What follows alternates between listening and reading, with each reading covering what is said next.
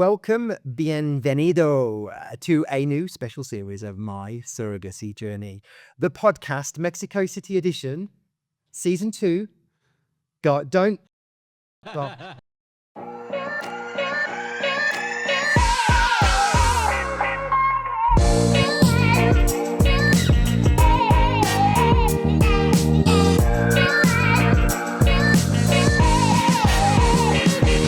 Welcome and bienvenido to a new special series of My Surrogacy Journey podcast, Mexico City edition, season 2. Guiding American intended parents through surrogacy in Mexico City. That is a mouthful. I'm so glad you did that bit because I'm really trying to learn Spanish, but like I was like listening to you, I was like, is that right? Is that how you say that? Anyway, how you doing? ¿Cómo estás? I'm Michael, one of the founders here at My Surrogacy Journey. I'm a dad through surrogacy in the UK, and me and my husband are already on our journey here in Mexico City too. Jess, go on, introduce yourself. Yes, well, hi, I'm Jess. Hello. Bye. So excited to be here. I am also a mom through surrogacy. I have my oldest son through a US journey, and I am just so excited to be helping other American intended parents. So I am My Surrogacy Journey's membership manager for all of our American intended parents coming to Mexico City on their journeys. And you're in Mexico City. I like those of you listening, we have the Mexico City skyline behind us. It's quite early in the morning, so it's nice and hazy. And for those of you who can see us, hi, and you can see this amazing backdrop. I'm Wes. I'm the other co-founder of My Surrogacy Journey and your the host. You are going to see me, Jess, and Michael as hosts throughout it. We will all be on it, but we're just kind of framing this one because we don't have a guest. But it is absolutely designed to help those American intended parents really understand what we are as an organization, what we offer, how we do it, and just really help prepare yourself to make decisions, right? Yeah, because I think, even if you listen to this podcast series and it equips you to go into surrogacy with your eyes wide open, understanding all of the components, even if you don't work with My Surrogacy Journey, that's all good too, because, we're not for everyone. I mean, this is going to equip you, isn't it? And that's the point of, for those of you that are familiar already with our podcasts, of which there are quite a few seasons now.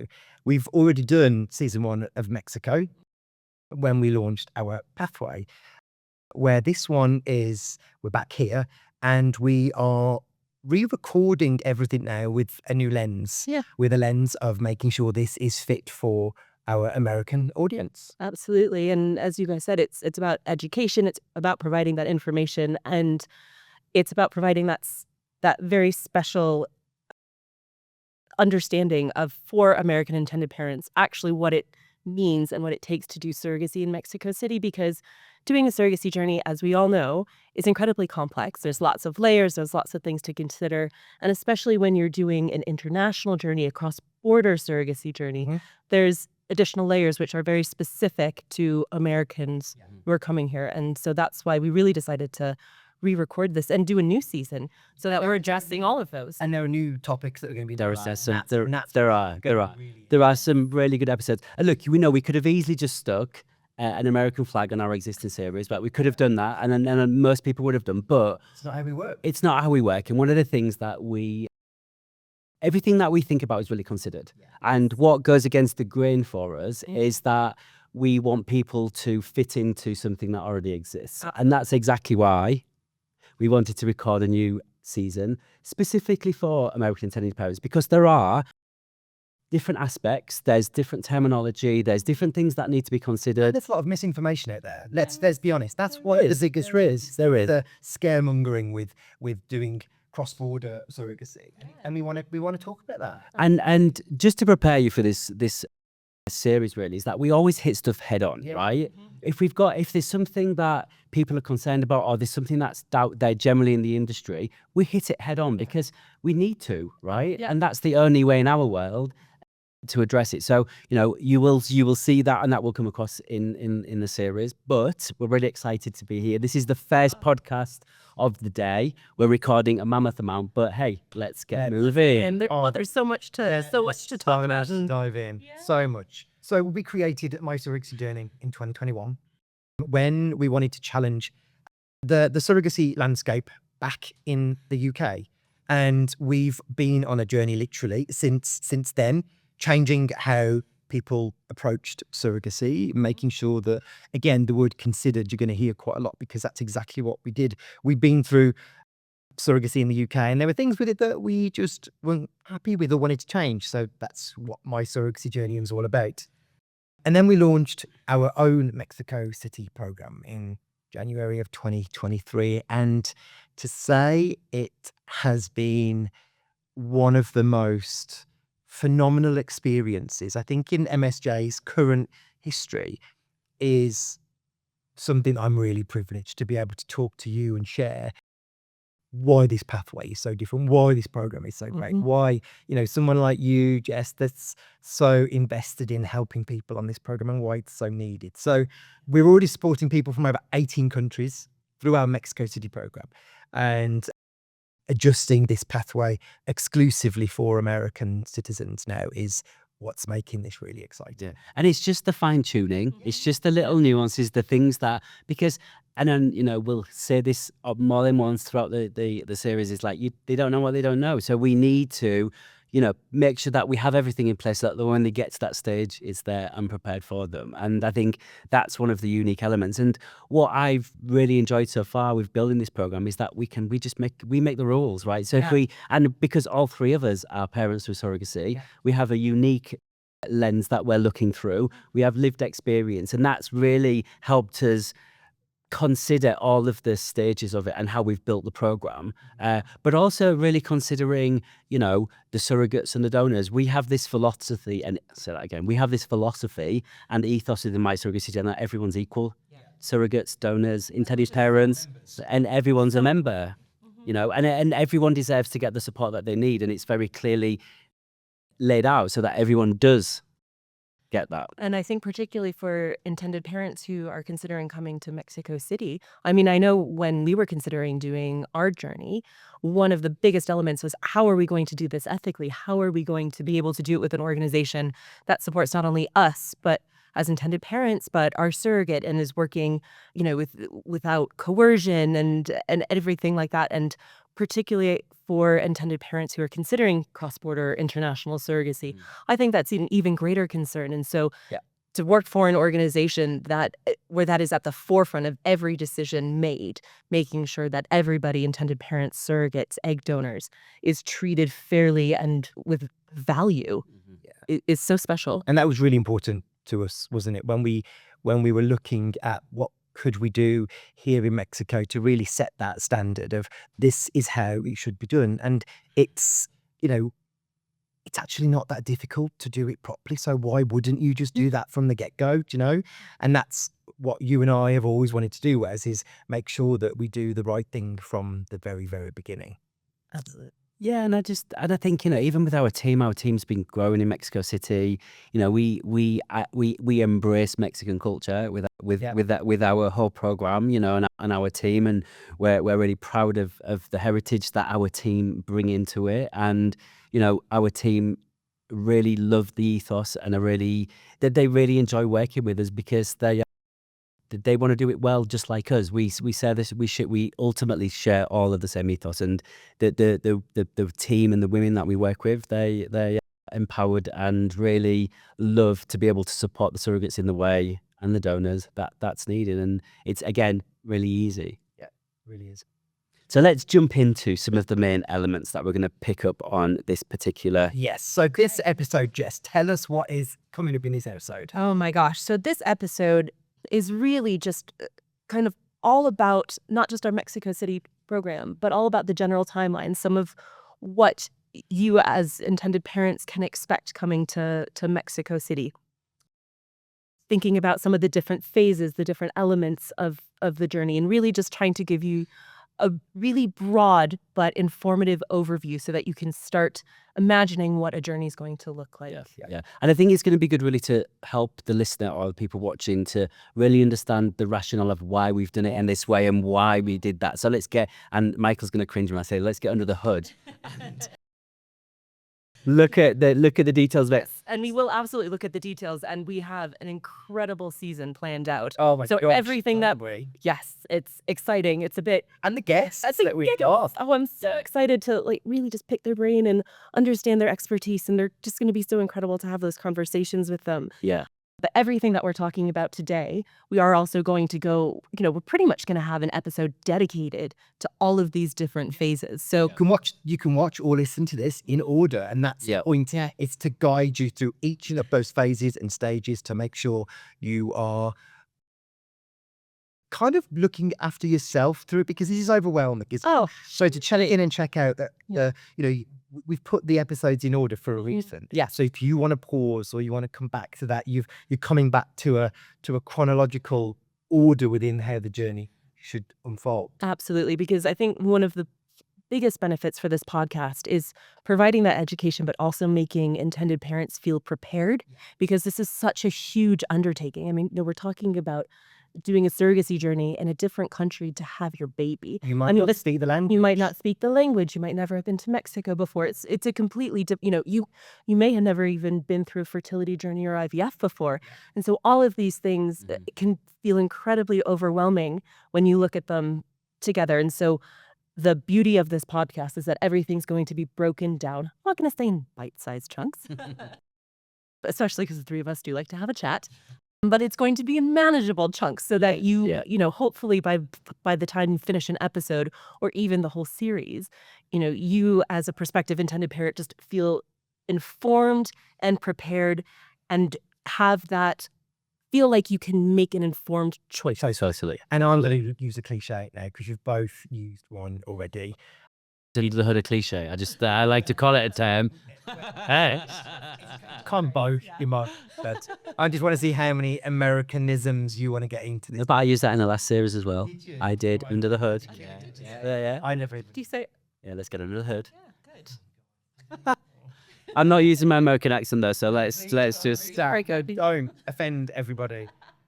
Our producer is American, so I don't want to offend him either.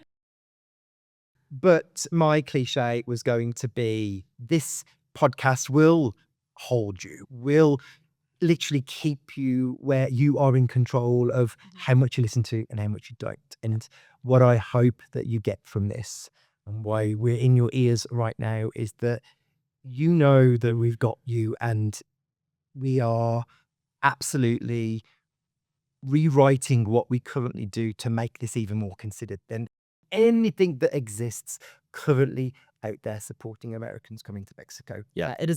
This does not exist. This package program, the talent that we've got, the benefits that we're going to talk about, that this doesn't exist, and that's why this is really exciting. No, and I also think that sometimes, and we all do consultations with intended parents, and we know that often we give them lots of information in a really short space of time, and for some people it's not what they were expecting, or not a route that was possible to them, so they haven't. Not right now. Or they haven't mentally prepared for it, so they're learning lots of new information. And I think the podcast is a really good way to then come away from the consultation, understand the elements, and then start working through the episodes. And there's a lot more. The episodes are about the detail. Yes, we talk about them. We can't talk about all of that detail in the consultation. So the podcast is a really good way to kind of digest and really understand it. So every episode is a stage of the journey, recorded with the professionals you're going to work with, so you hear it right from them. Yeah, or even vice versa. I mean, I've had so many consultations with parents who have listened to the first season of the Mexico City podcast, which was really recorded with a British or more global audience in mind.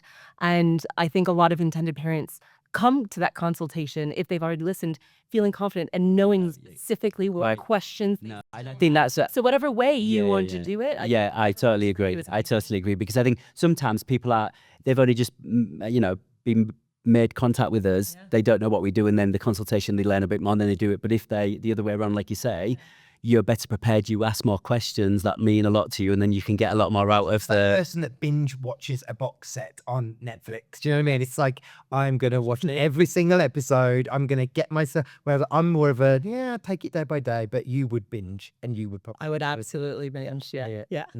So let's talk about the journey timeline then. Shall we dive into that?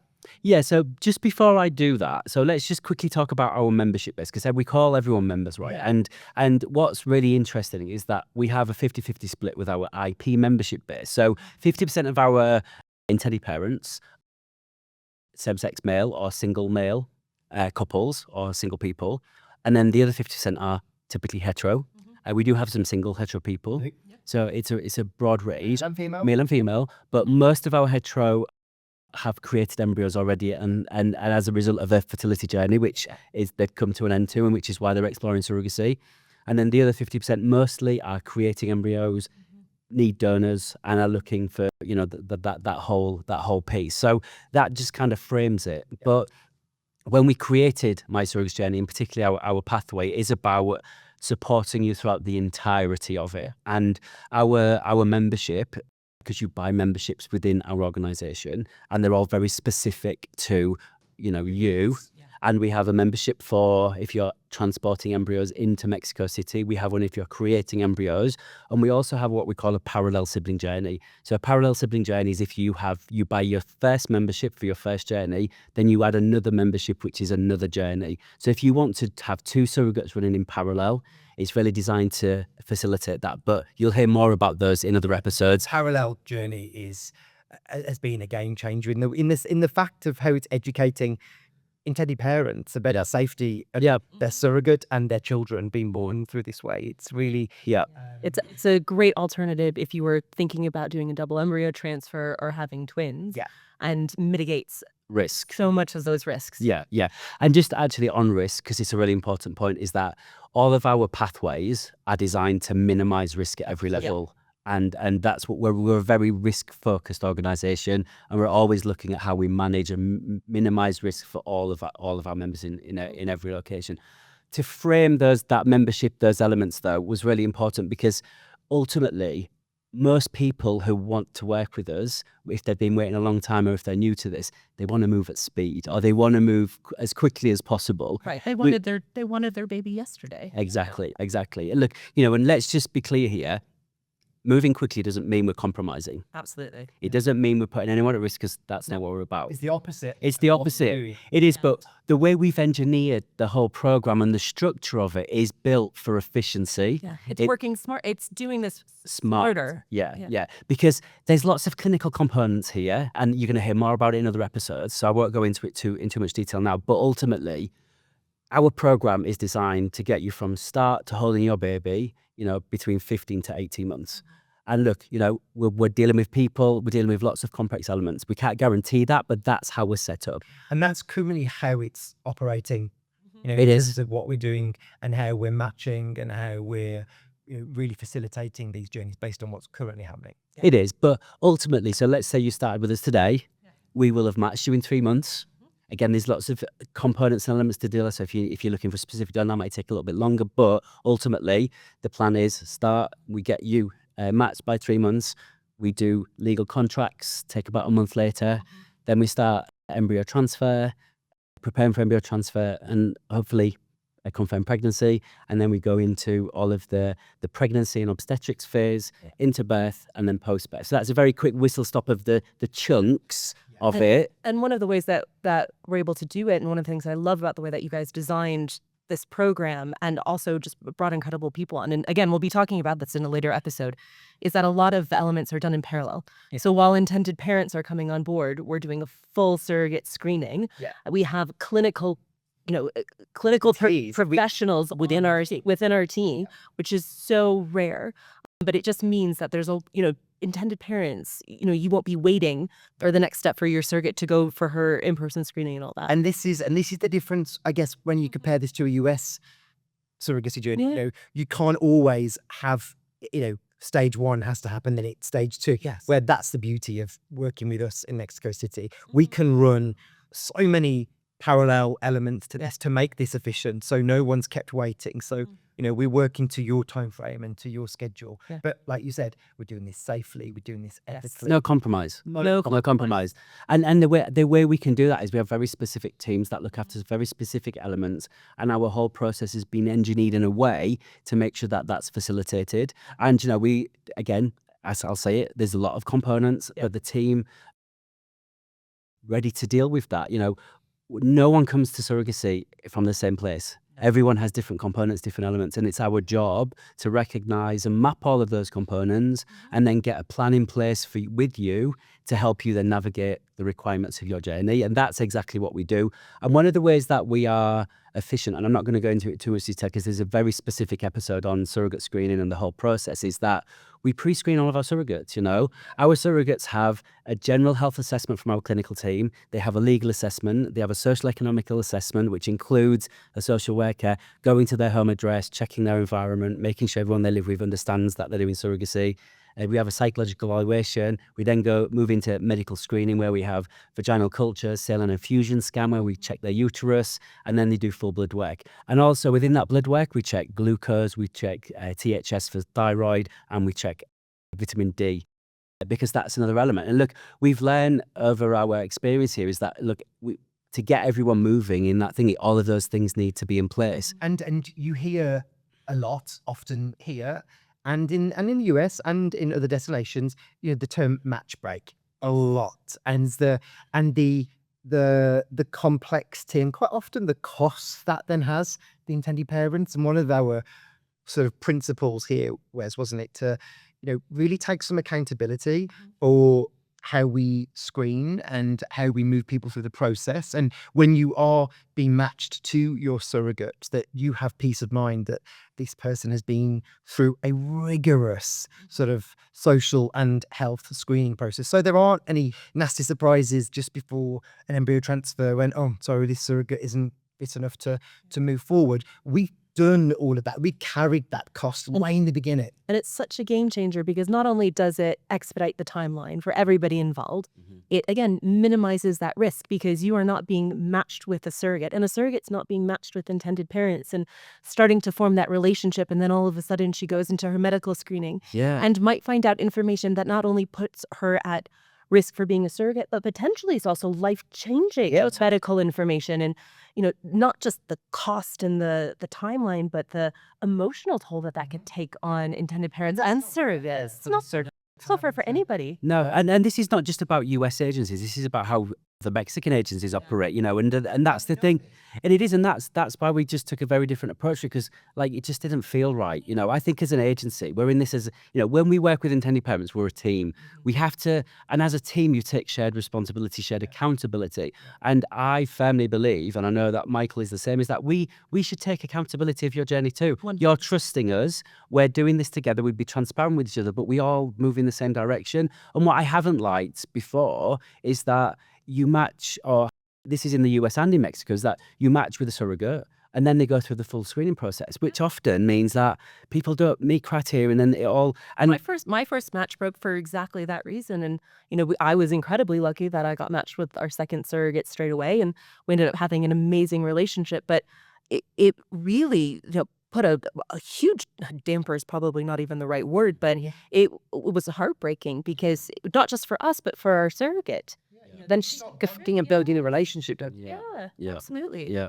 And I think, and also we know the doctors that we're working with where embryo transfer is going to take place. We know that all of their criteria, all of their elements, all of that is baked into the screening process. So if you like, they're already pre-checked by the doctors that you're going to be working with. So again, all of that is done before your match. So when you do match with a surrogate here, you have the confidence, that all of that is in place. So, and that's why we quickly move through into contracting, and that's why we can then get to embryo transfer in about 4.5, 5 months, from starting to embryo transfer, which is unheard of. Now, look, let's just caveat that, things might change in between, but generally that's where it goes.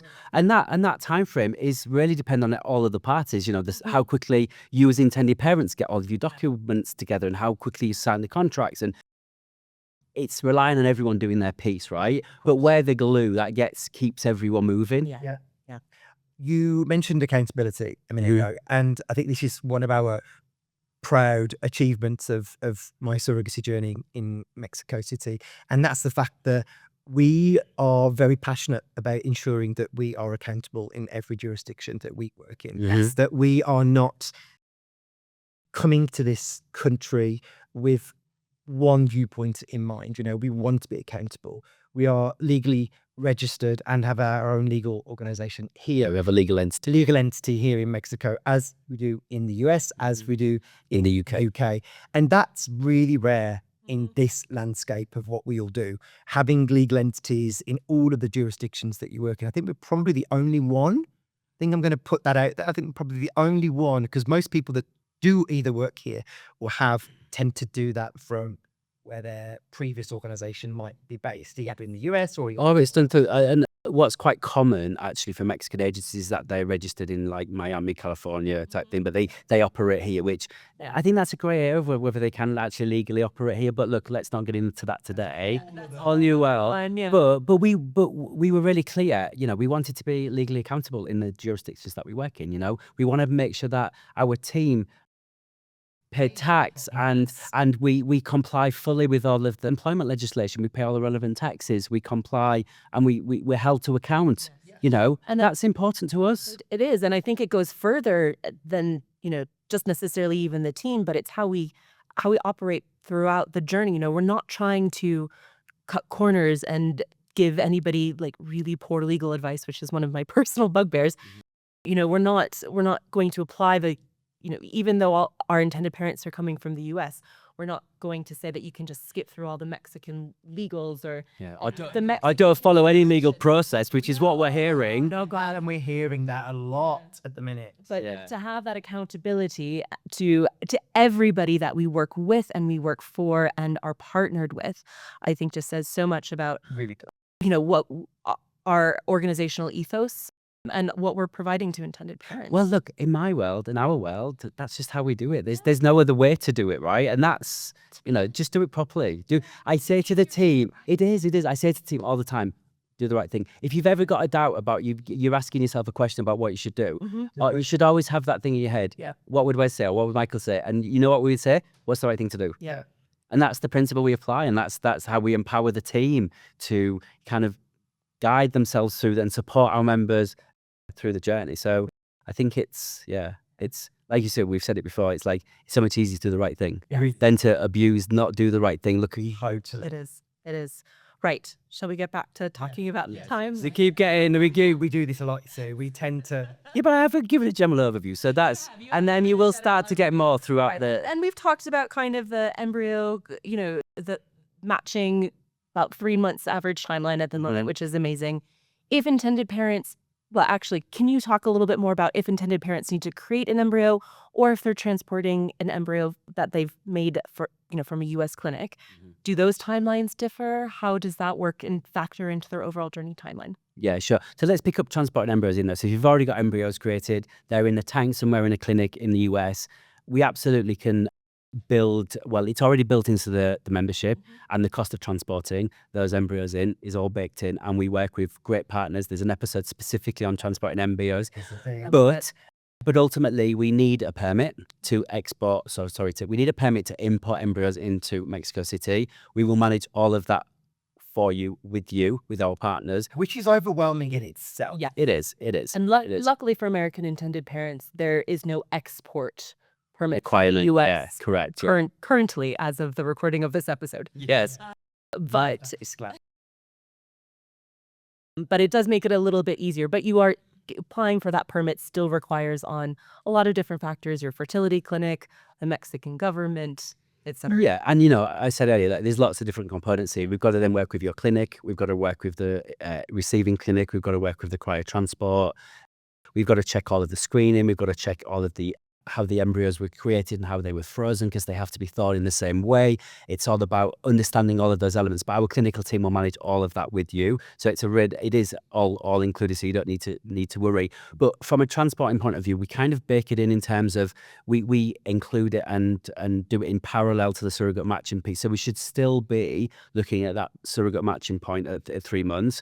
While you're being matched with a surrogate, we'll be dealing with having your embryos imported in and dealing with all of those elements. We know, because we're so prescriptive about the timelines, we know when we need to get them there. So that's the timelines that we're working to. But again, we're always dealing with all of those components. We need everyone to be pulling in the same direction to meet those timelines. But ultimately, that's how we're going to look at it. And then once your embryos are in, you just follow that same prescript timeline.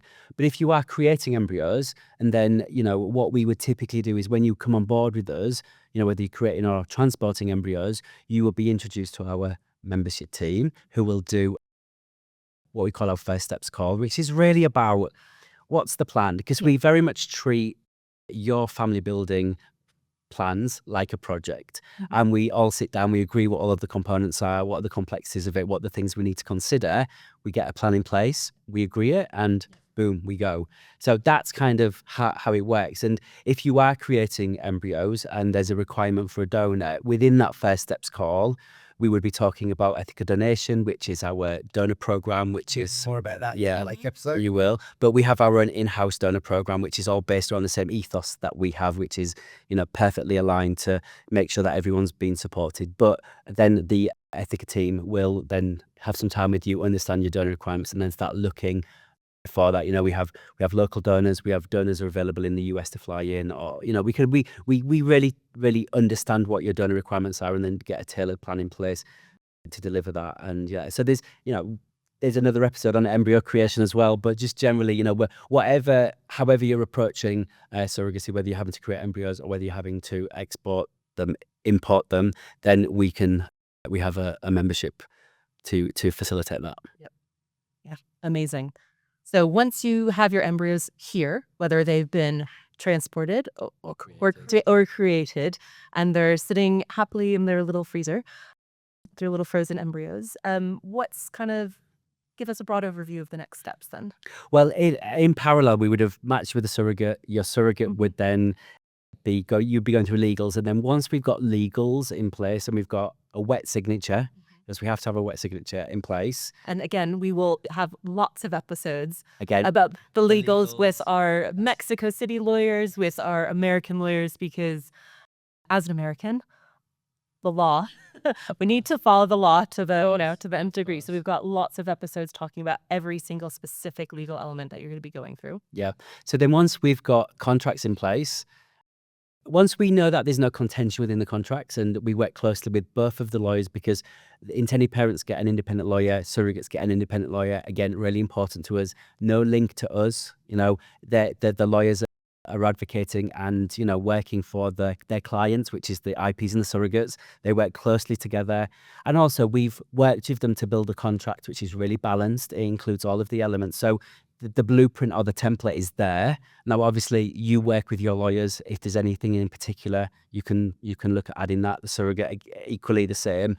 But once we know there's no contention, and we know that it's quite likely that there's agreement and we're going to move forward to get the contract signed, surrogate would be put on birth control, so then we can start to control her cycle.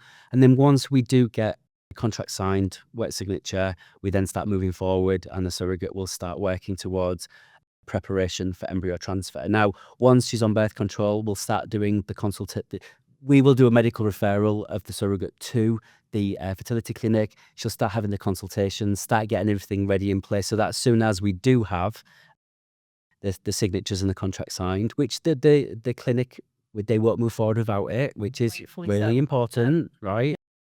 And then preparation starts and embryo transfer. Fantastic. And then fingers crossed, embryo transfer takes, and 9 months of pregnancy, and then baby is here, which is incredibly exciting. Yep. There's more episodes about everything in between. Everything is. I'm skating over it now, but we will have probably about 12 episodes, I think, about everything in between. So please don't worry that we're not going to get into it later.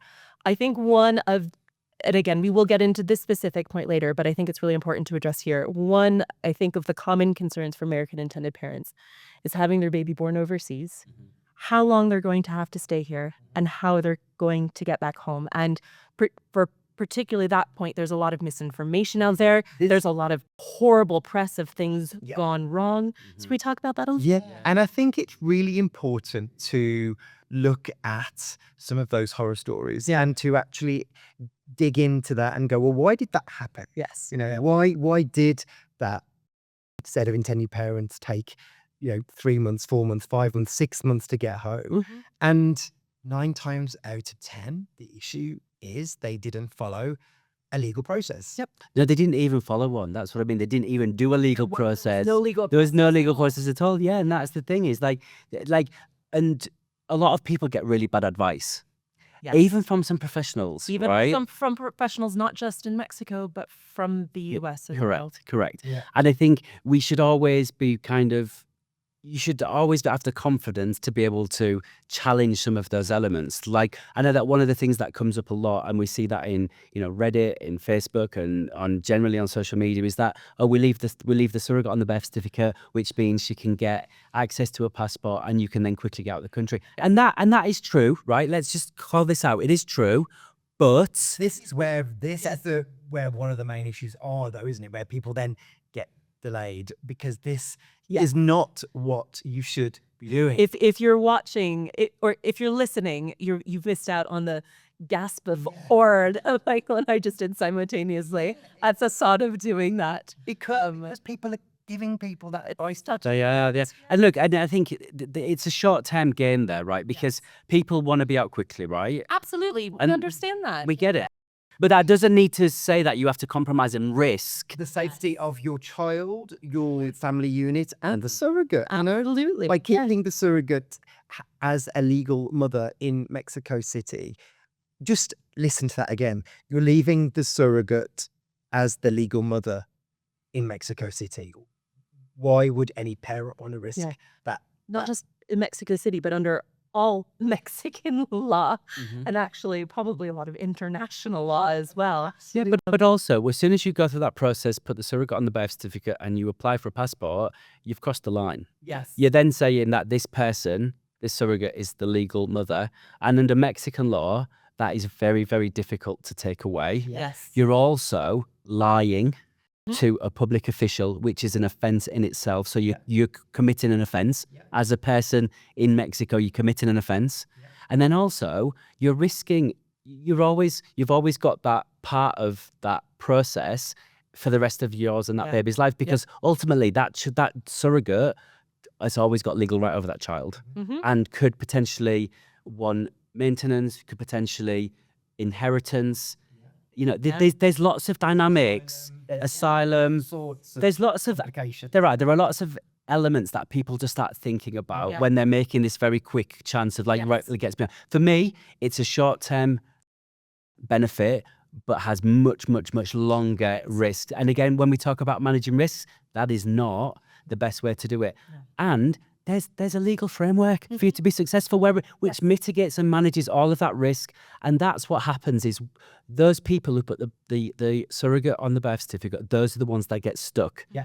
Those are the ones that don't follow the legal process. Those are the ones that are in the news. If you follow the legal process, it might be a month later. But for me, a month in Mexico City, no big deal, right? It's better. That's what I mean. It's better than having this hanging over you and your children for the rest of their lives. It's the right. Absolutely. It's not breaking the law. Let's just be really clear. Yeah.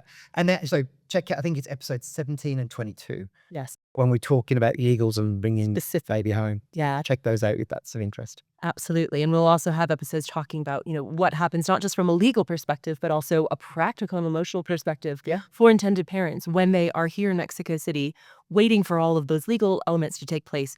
What do you do with a brand new baby when you're here? And that's one of the other things that I love, and I'll just tease this with the app that we have. And one of the things that MSJ is so great at is building community. So, there's going to be other intended parents on that you can access. that you can hang out with. When we were walking to the office today, I saw a gorgeous restaurant that had a bottomless brunch. There's so much things that you can do, and we'll be putting stuff on. So All in the app. It's baking you to build a Yes. it's about the rhythm and Ryan baby classes that we're going to create. Baby massage. Baby massage, the baby yoga, all of these classes that you're not going to miss out just because you're being. If anything, it's just another example of. I don't think you're going to want to leave Mexico. I've only been here for about 12 hours, and I still already. But I also think is that, and that's the thing is we have a dedicated team here, and we have all of the facilities, all of the infrastructure to be able to support you while you're here. And this is our office. So where if you're watching and you can see this gorgeous skyline, this is where we're based. Not only do we have boots on the ground here in Polanco, we have office facilities here where you can come and meet the team, where you can come and you'll be doing your contracts within this building. And that's, again, one of the real important issues of what we want to do here, isn't it, Wes? In terms of being present, being here. Yeah. And you can sit with the team and Sometimes everything doesn't go smoothly, and sometimes there are bumps in the road. We talk about this a lot, but we hit the bumps together because you've got that team around you. Yeah. And whether you're in the US, whether you're in the UK, we've got a dedicated team in those locations. And when you're in Mexico City, the team is much bigger, and it's full of all of the experts to be able to support you. There's nothing that we shouldn't have considered that you need on your journey, and that's what our membership is all about. Exactly. Jess, just talk to us then about some of the documents needed. Yeah. What are some of those considerations, for a US intended parent? Yeah, absolutely. So there'll be lots of documents that that intended parents will need throughout their journey, both for the Mexican legal system in order to get to remove your wonderful surrogate off of your baby's birth certificate and have legal parentage under Mexican law, and then also to access your baby's American citizenship. So some of that is original birth certificate. So you'll need to have access to, you and your partner's original birth certificates, marriage certificates if you're married,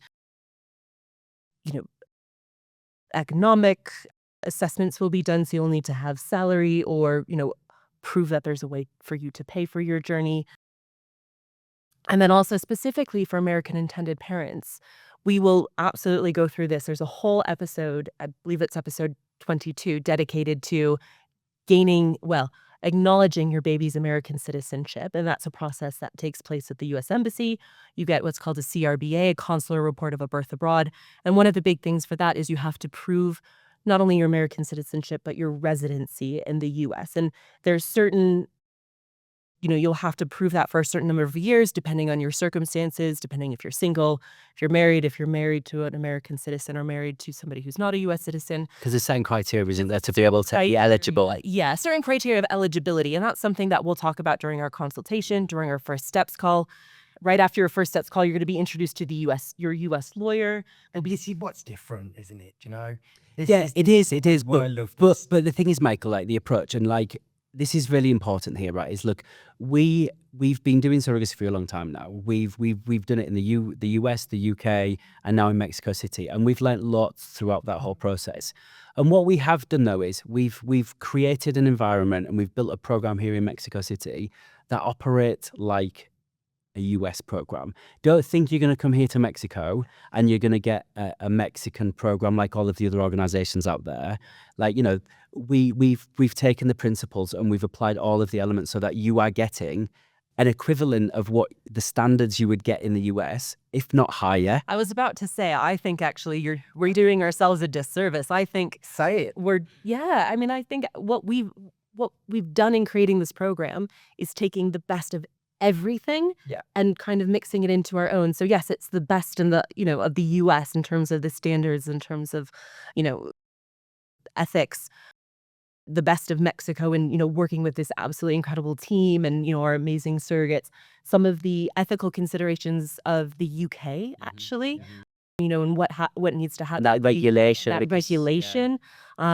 Making sure that we're staying, 2 feet above in front of the law and everything. And, so I think for us, it's not just holding ourselves to the American standards, it's pushing exceeding past them, the American exceeding them. standards. And it is, but they're also then getting an amazing program for a massively reduced price of what you would do. And look, this has always been really important to all of us, is this drive around giving people access to family building. And we know that there are some people in the US who just cannot afford to have a program in the US because it's just beyond their means, and we accept that, Third party care is just increasing. Yeah. We're seeing it. It's not even an annual increase. We're seeing these agency costs. We're seeing fertility costs. We're, even trying to save or even borrow some of the caps that are now being put in place for family building. And that's why creating something that was affordable where people don't have to make a compromised Yeah. choice. Yeah. And affordable in a place where that's legally safe, and actually where people have control over their own bodies and their reproduction, which for me, very sadly, is not necessarily the case everywhere in the US. And it's, we just don't know which direction it's going. So I think for American intended parents, it's also really important for you to know that in Mexico City, under the law of the Supreme Court, and That's what people don't know. This is what's protected. There's this It's a protected right. It is. And there's so many assumptions, isn't there? Even with the US, that, the US is the gold standard. Well, I think it was.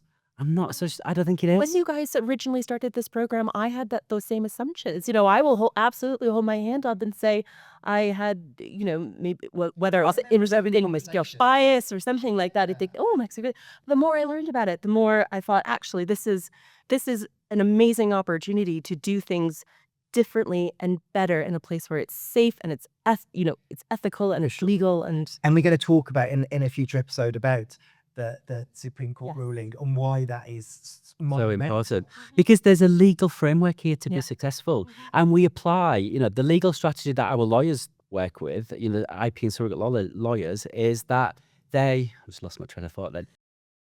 The legal strategy that is applied with the surrogate lawyers and the IP lawyers is that they apply for a court ruling pre-birth, just like in the states, some states in the US, which means that if that is granted pre-birth, the Mexican law recognizes the surrogates as the legal parents. The surrogate is never put on the birth certificate because she plays no part in that, because we followed the process, right? Exactly. And even if the order is issued post-birth, it's still there's legal certainty.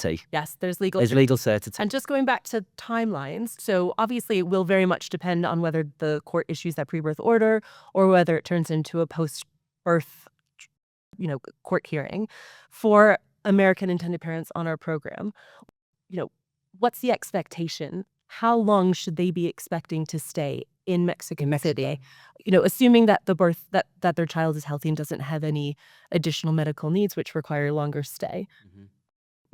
But what's kind of that timeline? You're looking at 2 months. And remember, everyone comes to this with very different dynamics, right? So, your baby's entitled to a Mexican passport. Your baby's also entitled, if it meets the US eligibility, is entitled to a US passport as well. Yeah. So we need to sit down and look at all the components. And also, you might have one US citizen, but the other one might have a European citizenship. So there's other routes there as well. So it's never just one element. There's never one exit.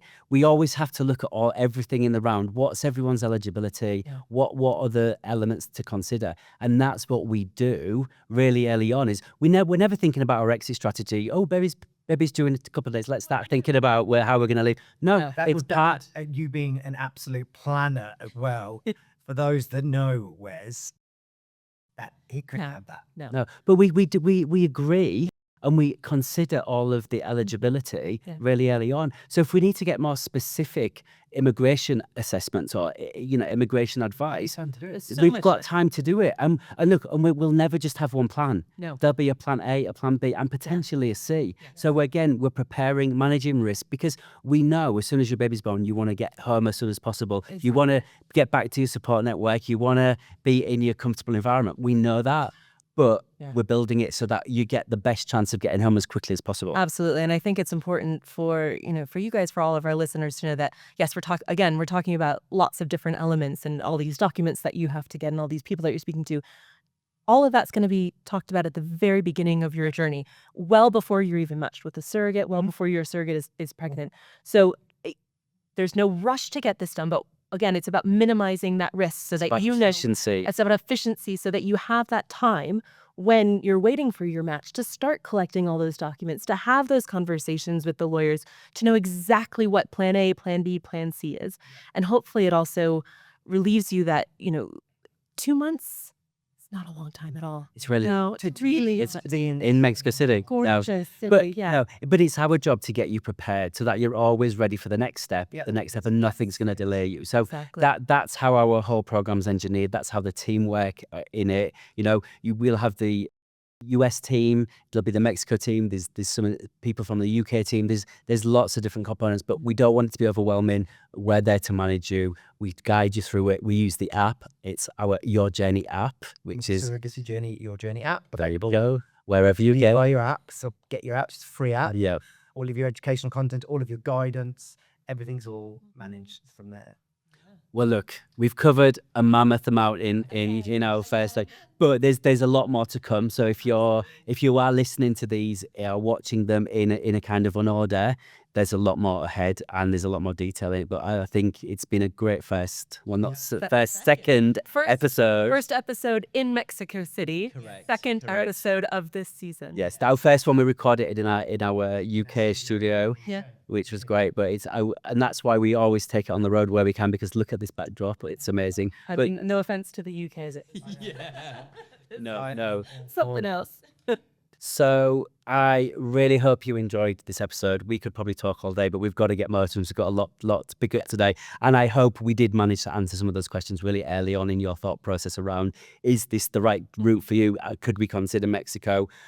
Jess, what kind of was your favorite takeaway from today? Gosh, I think for me, it's just how well considered this program is, but also really looking at the timelines, because, surrogacy is a long and complex process. And hopefully for prospective intended parents, it gives you confidence that actually this can be done in a really safe and risk averse, as much as possible way, but in less than 2 years. I mean, 15 to 18 months until you're holding your baby is incredible. Yep. Yeah. And Michael, what about you?